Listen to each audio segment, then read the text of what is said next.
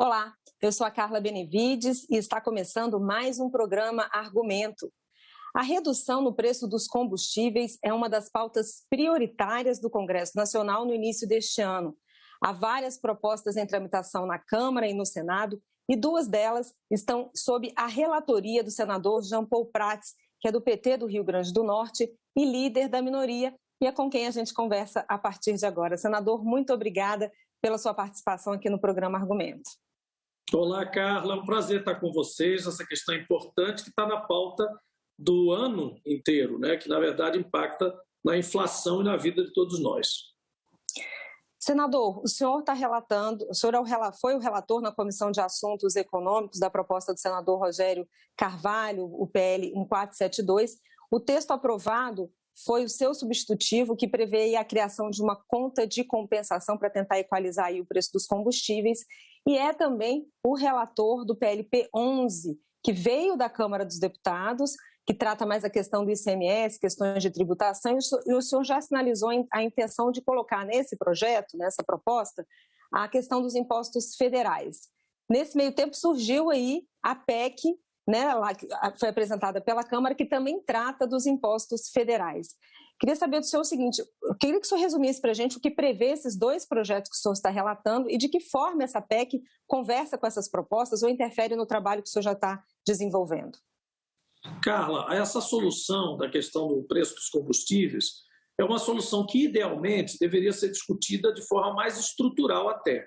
Então, todas essas coisas que nós estamos falando hoje não são a solução ideal. Isso, partindo desse pressuposto, nós vamos tratar aqui de paliativos mais ou menos efetivos, mais ou menos traumáticos.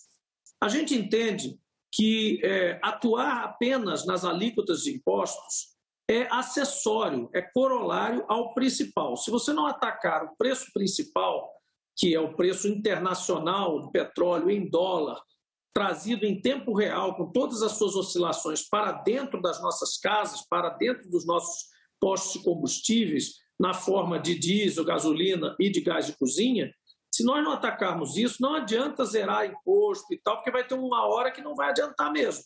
Então, e esse acessório também tem outras consequências, que é, por exemplo, menos orçamento para a escola, para o hospital, etc.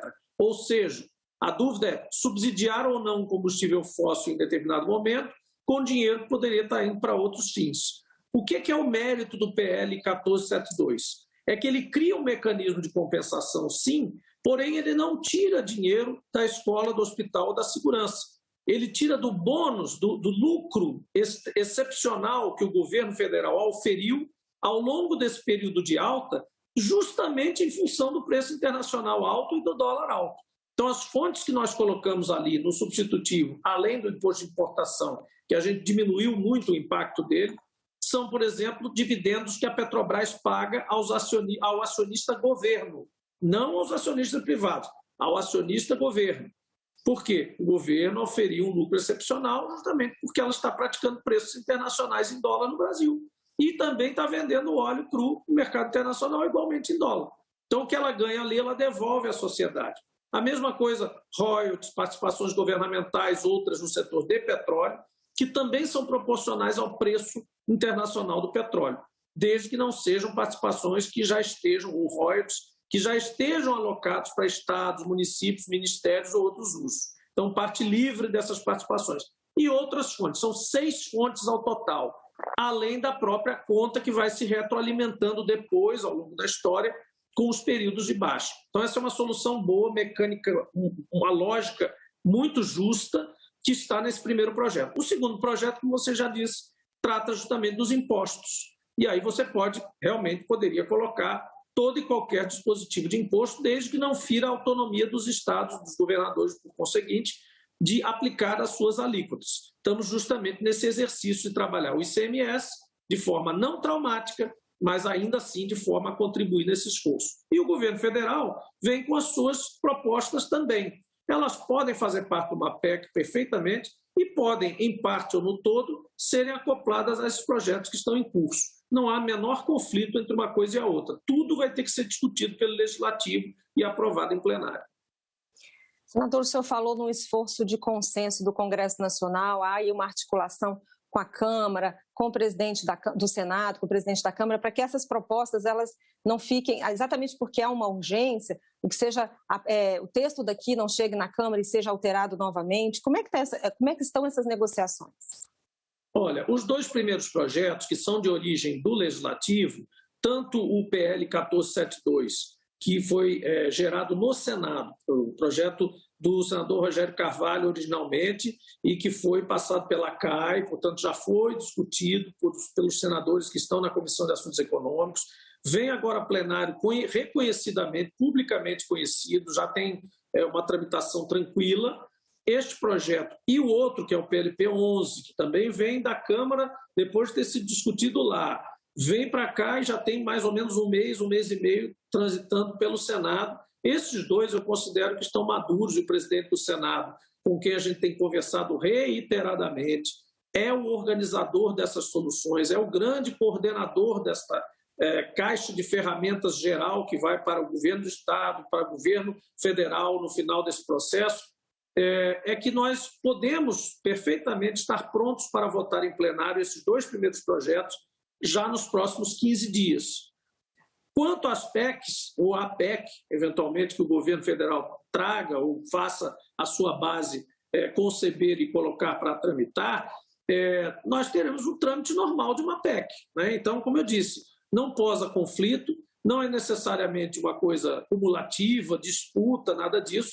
Simplesmente, o que não estiver nesses dois primeiros PLs vem para a PEC, seja por uma questão de hierarquia de leis, porque é necessário que esteja na Constituição, seja porque afeta um grupo específico ou alguma coisa que o governo queira trazer de próprio punho para esse conjunto de soluções.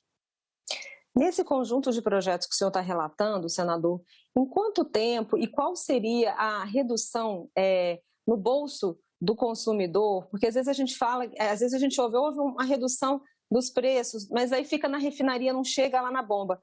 Em quanto tempo e qual seria o impacto disso no bolso do consumidor com essas propostas que o senhor está relatando? Carla, essa é uma pergunta importante, todo mundo acaba fazendo. A resposta não pode ser frustrante, mas é o seguinte: nós somos poder legislativo. Nós não podemos definir metas de gestão específica como essa. O que é que nós estamos fazendo aqui? Provendo uma solução, induzindo uma solução, para alguns melhor fica assim, porque o governo federal até agora não tinha atuado, não fez absolutamente, ou alegava que não queria ou alegava que não podia entrar nessa questão dos preços de combustíveis. É preço de mercado internacional e pronto. Mas 2017 para trás não era, e o país sobrevivia, e a Petrobras negociava com ações em bolsa, e os investidores estavam aí na exploração de produção de petróleo, no refino, em todo lugar. Então, há uma solução, a gente foi buscar essa solução, principalmente em função de agora ser um período excepcional, uma alta sustentada, muito consistente em função do retorno de toda a economia mundial ao funcionamento normal. Então, é uma coisa excepcional, temos que ter uma ferramenta para usar em períodos excepcionais. Muito bem, ao Legislativo cabe isso, cabe dar a caixa de ferramentas para o Executivo executar. Então, a resposta é: quanto vai reduzir? O governo vai dizer: olha, eu tenho saldo nas contas de dividendos, de royalties, isso aqui, eu tenho tanto para usar aqui, isso aqui dá para deduzir 50 centavos do preço da gasolina e 80 centavos do diesel e R$2 do GLP. Vamos botar isso na conta de compensação e imediatamente ela aparece lá na ponta do consumidor. E vai aparecer sim, porque esse é um valor especificamente destinado que pode ser facilmente rastreado para chegar ao consumidor. Então, não há dúvida que ele chegará. Agora, quanto vai ser, quem define é o Executivo. O que nós estamos fazendo é as ferramentas, os mecanismos de utilização e a indução do tipo: vai que a tua Tafarel, vai lá e faz a sua parte. Mas poderia chegar assim no máximo? Já se falou em valores assim de R$2 a R$3? Poderia chegar? Eu mesmo falei, eu digo o seguinte: como especialista no setor, como quem já fez e recebeu os estudos de quanto essas contas podem dispor neste momento, lembrando que essa conta é para existir para sempre, teoricamente, né? É uma coisa numa linha de história, mas hoje ela está zerada, porque ela não existia. Então você tem que colocar um recurso inicial. Olhando para os saldos das possíveis fontes dela, é possível dizer que você poderia almejar de R$ 2 a R$ 3 de redução ao longo de 40, 50, 60 dias no preço do diesel e da gasolina e poderia almejar também de R$ 10 a R$ 15 de redução no GLP, também no horizonte de 40, 60 dias. Mas isso passa a contar a partir do momento que o Executivo tiver a caixa de ferramentas na mão, habilitada para ser usada, não do ato da lei ou da tramitação da lei, no momento que ele receber essa caixa de ferramentas. Veja que a mesma coisa acontece com o ICMS do PLP 11. Nós também não podemos dizer ao governador quanto ele vai baixar, ou mandar baixar, ou dizer o prazo que ele tem para baixar o ICMS, ou qualquer outro imposto. Nós só podemos dizer o seguinte: você pode fazer assim ou assado, ele pode ser monofásico, ele pode ser ad rem ou ad valorem, ou seja, ele pode ser uma alíquota percentual ou pode ser um valor em reais por metro cúbico, etc, etc. Eu posso dar a ele essa faculdade, mas eu não posso dizer a ele exatamente o que fazer. Então é caixa de ferramenta para o presidente, caixa de ferramenta para os governadores. Essa questão do ICMS e dos impostos, ela poderia passar via reforma tributária, que também está aí, né, como prioridade? O senhor pretende conversar com o senador Roberto Rocha, que é o relator da matéria? Sim, já conversei com o senador Roberto Rocha, já estamos trabalhando na incorporação desses elementos para o caso do PLP ou não tramitar, ou ser alterado, ou enfim, não tratar de todo o assunto, mas esse assunto, com certeza, na questão do IVA, estará incorporado na reforma tributária. Aliás, já estava. O senador Roberto Rocha já estava trabalhando nisso. A única coisa que nós estamos fazendo agora é conciliando a possibilidade de ser antecipado, o capítulo combustível estar nesse PLP e imediatamente ele transitar para dentro da reforma tributária. Essa conversa está havendo não só com ele, com os governadores principalmente. 22 governadores estiveram conosco recentemente numa primeira reunião ampliada falando sobre isso. E todos saíram com consenso de que é preciso tratar disso na reforma tributária, com certeza. Senador, para finalizar, eu queria perguntar duas coisas para o senhor. A primeira é como vencer as resistências em relação à conta de compensação que existe no governo, na equipe econômica do ministro Paulo Guedes. E também, o senhor falou sobre que essas propostas elas são paliativas, elas são para esse momento. Eu queria, até porque não se mexe naquela questão do PPI, que é o preço de paridade internacional. Qual seria o modelo ideal e a partir de quando ele poderia ser discutido para que essa realidade, para que isso não fique só nesse momento, que possa ser uma realidade mais fixa? Olha, Carla, inicialmente quero dizer que ela é um paliativo, mas ela parte de uma solução. Então, ela não é um improviso. A conta de compensação poderá subsistir no modelo que venha a ser discutido. E aí, para responder a você, eu acho que esse é um assunto estrutural do país que cabe discutir numa campanha eleitoral, por exemplo, no programa de trabalho de um governo ou de vários candidatos, dizer como é que eles atacariam esses problemas. Mas acho que é uma questão que demora mais tempo, que tem que ter maturidade, que tem que ter debate, a sociedade, os consumidores, os produtores, enfim, todo mundo. Portanto, não haveria tempo de discutir isso agora, chegar a um consenso nesse momento. Por isso que nós estamos aceitando o fato e até o papel de relatar uma solução parcial, porém efetivamente urgente, ou urgentemente efetiva, melhor dizendo. E a gente está trazendo isso para o campo agora, porque é agora que o diesel está impactando na inflação fortemente, muito mais do que outros países, inclusive. Tá certo, senador. Muito obrigada pela sua participação aqui no programa Argumento.